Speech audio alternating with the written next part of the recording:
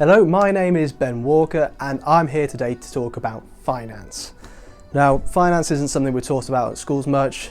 Nobody really knows about taxes, buying a house, renting. So this is what these videos are all about. I'm working in partnership with Promise Money to bring you fair, impartial guidance on all the things we don't really know about. So today I'm talking about renting. Now this is not so much the sharing a house aspect, it's more to do with rents and landlords and letting agencies. I'll be doing a different video about sharing a house soon. Now, when you look into rent, it is still very important to make sure that you have a property that you actually want to live in. I personally found myself that you can live in some places and whether or not it feels like your kind of home doesn't always happen. So make sure that you go around, have a look, know what you're getting yourself into. It's always worth checking the property out yourself just so you can check for things like damp or structural problems or whether it even has Wi-Fi access, how many plugs it has per room, if there's enough space for all of your stuff. Just make sure you're really getting in there and checking it. If you look at my post on buying your first house, then there's a list there we can go through and see, does it have that, does it have that, just to make sure you know what you're getting into. Now, when you're trying to rent, lots of people go straight to a letting agency, and I'm not saying that's a bad thing. Letting agencies can work on behalf of landlords, they can just help landlords find tenants, and every single letting agency has to be with some form of government scheme, and they have to say which one they're with. So make sure you're checking that out, make sure you know that you have got protection in place. Now, when you're actually agreeing your tenancy agreement, that's when it can get a little bit dicey because you need to know what kind of renter you actually are. This all comes down to how much you're paying, how long you want to live there, and what kind of relationship you have with your landlord. So there are different types of tenancy agreements. Now the most common of this is assured short hold tenancies. Now this is when you have an agreement with your landlord, so your landlord's not living there and you're there for between 6 to 12 months normally.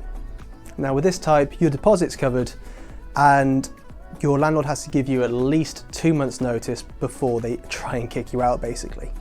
So it's a fairly secure kind of tenancy agreement. Next is excluded. Now this is where you share rooms or one room with your landlord while they're living on the property. Whereas with the other one, assured short hold, your landlord's not living there. Now with excluded, you have a few less rights. So your deposit isn't legally protected and your landlord doesn't even have to give you warning before they kick you out. So just make sure you know what kind of tenancy agreement you're getting yourself into. Now there's assured tenancies. Now these are much rarer because they're normally given out by homeowners associations and different kind of associations like that. Chances are you're not going to come across too many of these when you're first starting out renting, so you don't need to worry too much about them.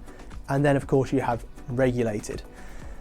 Now this is when there's just a private landlord or private tenant and everything is legally protected. Again, there's not too much to think about and worry about. Just make sure you know which one you're getting yourself into and what legally protection you actually have. Because that's very important to know because we've all heard horror stories from about landlords who take the mickey. So just make sure you know what you're getting yourself into and that way you'll be fully protected with a full understanding of what's going on. Don't forget to always read the fine print as well, that's very important. I never used to. It is important to do, so just make sure you do. Now moving on to what it's actually going to cost you. Now of course it's renting, so you're going to be paying rent every month. This is when it's really important to actually make sure that you do keep up with your rental payments because if you're not paying rent, chances are you're going to get evicted at some point. And in some cases your landlord could take legal action against you and that could end up costing you a whole lot more money. So it's really important to budget, make sure you know how much you have to pay every month and make sure you actually have the money to pay it. You don't want to be agreeing to something that you can't afford. Now there's also security deposits. This can vary, okay? It can be anywhere between 1 month's rent up to 3 months rent really.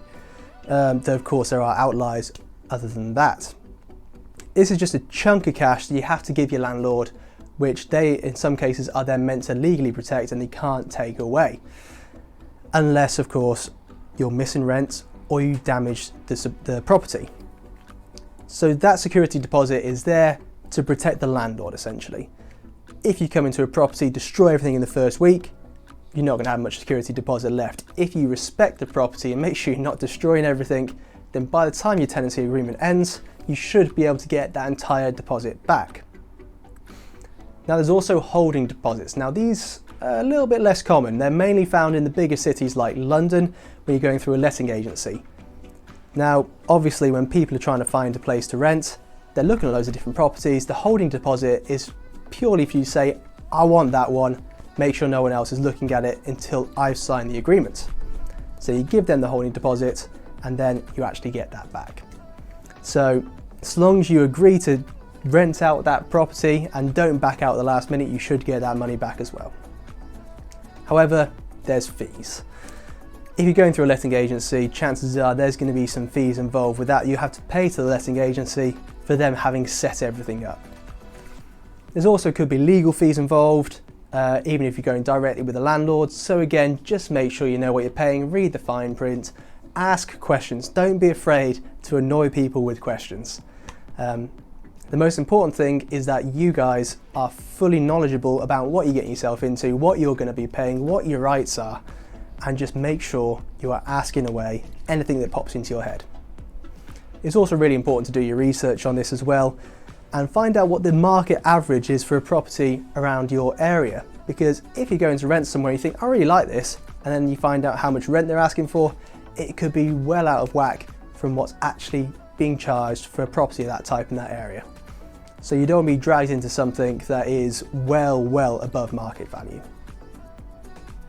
The last thing that I'm going to talk about in this video is whether you should get a furnished property or an unfurnished property. Now, either one obviously has its advantages, so I'm going to quickly run through what those are.